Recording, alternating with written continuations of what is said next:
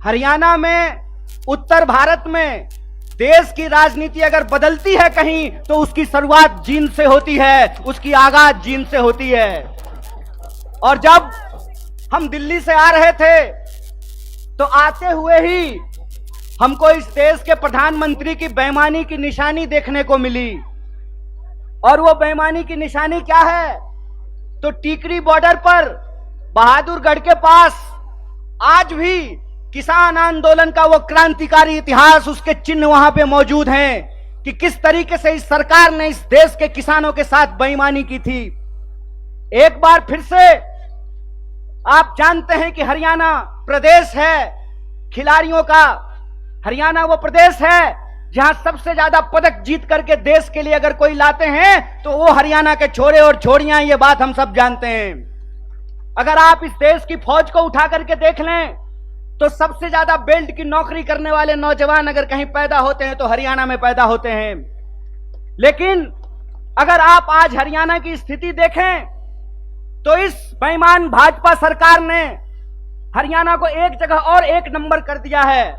और वो जगह, जब हम बेरोजगारी की बात करते हैं तो आज हरियाणा बेरोजगारी में भी नंबर 1 हो गया है।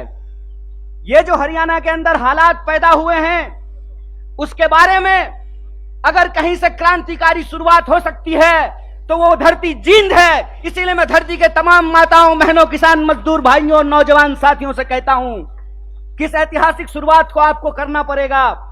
और आपको यह समझना होगा कि आज हम किस परिस्थिति में जाकर के खड़े हैं। आप देश के किसी भी इलाके में जाकर के घूम करके देख लीजिए, हर जगह एक बार फिर से भाजपा का प्रचार शुरू हो गया है। जब मैं रास्ते से आ रहा था, रोहतक के पास मुझे जींद की तरफ मुड़ना था तो एक दीवार पे लिखा हुआ था, फिर एक बार मोदी सरकार। मैंने अपने दोस्त को कहा, भाई गाड़ी रोक, मार्कर से इसके बगल में लिख देता हूं जहां लिखा हुआ है फिर एक बार मोदी सरकार। पहले 15 लाख ला, फिर तेरी सरकार आने की बात होगी। पहले तू हर साल 2 करोड़ नौकरी दे, फिर तेरी सरकार आने की बात होगी। पहले तो किसानों की आमदनी दुगनी कर, फिर तेरी सरकार आने की बात होगी। पहले तू हरियाणा, जिसको बेरोजगारी में तू 1 नंबर बना दिया है, यहां रोजगार में 1 नंबर हरियाणा को बना, फिर तेरी जो है सरकार आने की बात होगी। हमारी सरकार नहीं है हरियाणा में, लेकिन श्रीमान भूपेंद्र हुड्डा साहब जब हरियाणा के मुख्यमंत्री थे, और मैं कहता हूं खाए हुए शरीर को और नहाए हुए शरीर को गवाही देने की जरूरत नहीं होती है। अरे प्रमोद भाई को देख के कोई कह देगा कि खाए पिए परिवार से हैं, कह देगा कि नहीं कह देगा? तो कहते हैं खाए हुए शरीर और नहाए हुए शरीर को गवाही की जरूरत नहीं होती है। आप बहादुरगढ़ के जितने इंडस्ट्रीज लगे हुए हैं वहां से चलना शुरू कीजिए जींद की तरफ, आपको रास्ते में फुटवियर पार्क मिलेगा। मिलता है कि नहीं मिलता है? एशियन पेंट की फैक्ट्री मिलती है कि नहीं मिलती है? दोनों तरफ छोटे कल कारखाने मिलते हैं कि नहीं मिलते हैं? ये सब हुड्डा साहब का दिया हुआ है। और मैं आपको याद दिलाता हूं, 5 किलो चावल पे खुश मत होना मेरे दोस्तों। आपका हक था कि सबको 100 गज जमीन देने की भी बात है तो इस सरकार से पूछना चाहिए कि जमीन कहां है। भाजपा की बांटने वाली राजनीति को आपको समझना पड़ेगा। आपको यह समझना पड़ेगा कि भाजपा की राजनीति नफरत पे चलती है, भाजपा की राजनीति बेईमानी पे चलती है, भाजपा की राजनीति लोगों को आपस में लड़ा करके लूटने पे चलती है। दरअसल भाजपा का इतिहास इस देश से गद्दारी का इतिहास है। इस बात को याद रखिएगा। इस बात को याद रखिएगा कि भारतीय राष्ट्रीय कांग्रेस महात्मा गांधी की पार्टी है जो हंसते हंसते अपने सीने पे गोली खा लिए थे। और भाजपा का इतिहास नाथूराम गोडसे का इतिहास है। इस बात को याद रखिएगा। और इसीलिए मैं आपको कहता हूं कि जिस तरीके से अंग्रेज हमारे साथ करते थे, फूट डालो और राज करो, उसी तरह से भाजपा आज कर रही है, फूट डाल रही है और इस देश पर राज कर रही है। मैं आपसे एक सवाल पूछना चाहता हूं, आज 10 साल भाजपा की राजनीति को होने को है, 9 साल देश में भाजपा की राजनीति पूरी हो चुकी है। हरियाणा का चुनाव भी लोकसभा चुनाव के वक्त में होता है, लोकसभा चुनाव के ठीक बाद होता है। आज 9 साल पूरे होने को हैं। मैं सवाल आपसे पूछता हूं, और मैं बाहर से आकर के आपको यह बात समझाने वाला नहीं हूं। आपको यह बात अपने सीने पे हाथ रख करके समझना पड़ेगा कि भाजपा यहां आकर के कौन सी राजनीति की शुरुआत की। भाजपा यहां आकर के 35 बिरादरी और 36 बिरादरी करना शुरू किया कि नहीं किया? हाथ उठा करके बताइए, किया कि नहीं किया? किया ना?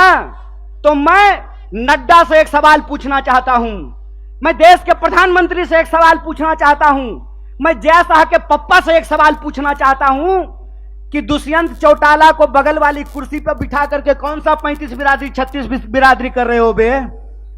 कौन सी 36 बिरादरी 35 बिरादरी कर रहे हो? खेला करते हो? खेला? अरे झूठा, बेईमानी करते हो। मैं आपसे कहता हूं और आप सोच करके इस बात को बताइए, जहां धर्म होगा वहां हिंदू मुसलमान करेंगे, और जहां मुसलमान नहीं होगा वहां 35 बिरादरी 36 बिरादरी करेंगे। यह मन में आप सोचिए और विचार कीजिए। अगर मैं गलत हूं, निकालो रस्सी, लगाओ फांसी पे। अगर तुम गलत हो तो लोकतंत्र में तुम्हारी बेईमानी का भी एक एक हिसाब लिया जाएगा। इस बात को याद रखना, इस बात को याद रखना कि इस देश के अंदर जब लोग न्याय की बात करते हैं, जब लोग अपने हक की बात करते हैं, जब किसानों की आमदनी दोगुनी करने की बात करते हैं, जब नौजवानों को 2 करोड़ नौकरियों की बात करते हैं, महिलाओं के सम्मान की बात करते हैं, इस देश में गरीबी को कम करने की बात करते हैं, तो आप उसको देशद्रोही बोलते हैं।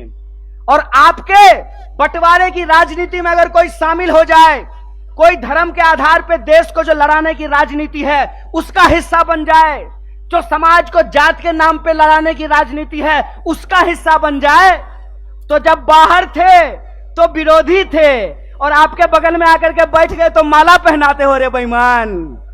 अरे कौन सा ऐसा वॉशिंग मशीन है रे कि जब कांग्रेस में रहता है तो चोर होता है और तुम्हारा पार्टी में जाकर के ईमानदार हो जाता है रे झूठा। देश को ठगते हो, देश को ठग के बेईमानी करते हो। तो हमको एक सवाल का जवाब दीजिए। ये 35 बिरादरी 36 बिरादरी कहते हैं और नारा लगाते हैं सबका साथ सबका विकास। अगर सबका साथ सबका विकास नारा है तो हरियाणा में 35 बिरादरी 36 बिरादरी कौन कर रहा है? भाजपा इस सवाल का जवाब दे। यह सवाल मैं पूछना चाहता हूं और मैं ये सवाल पूछना चाहता हूं कि हरियाणा के इस तरफ पानीपत में, सोनीपत में 35 बिरादरी 36 बिरादरी, यमुना जी के उस पार 35 बिरादरी 36 बिरादरी नहीं। बोलिए सोच करके, यहां वोट चाहिए, वहां वोट नहीं चाहिए, और वहां वोट चाहिए और यहां वोट नहीं चाहिए। नदी पार करते हुए ही बेईमानों का ईमान बदल जाता है। यमुना के पार अलग राजनीति बागपत में, यमुना के इस पार सोनीपत में अलग राजनीति। इस खेल को हरियाणा के लोगों को समझना पड़ेगा, इस खेल को जींद के लोगों को समझना पड़ेगा। और याद रखिएगा, जब जब नींद से उठता है जींद, तब तब आती है हरियाणा में बदलाव और हरियाणा में आती है क्रांति। इसीलिए मैं आपसे आग्रह करने के लिए आया हूं कि आपको समझना पड़ेगा कि देश के भीतर जो सच्चाई है वो हकीकत हमको अपनी आंखों से देखना पड़ेगा। क्या नारा लगाए थे? बहुत हुआ महंगाई का मार, अब की बार मोदी सरकार। तो सिलेंडर 1200 रुपया में इनका चचा बेच रहा है। बताइए, पेट्रोल डीजल 100 रुपया लीटर मिल रहा है। क्या नारा लगाए थे कि हर साल 2 करोड़ नौकरी देंगे। 9 साल हो गया है, अभी टीवी पर प्रचार आएगा। 9 साल बेमिसाल। तो मैं देश के नौजवानों से कहता हूं, हरियाणा के नौजवानों से कहता हूं, 9 साल देश बेहाल। पूछो कि 9 साल में 18 करोड़ नौकरी क्यों नहीं है? यह सवाल प्रधानमंत्री से पूछना।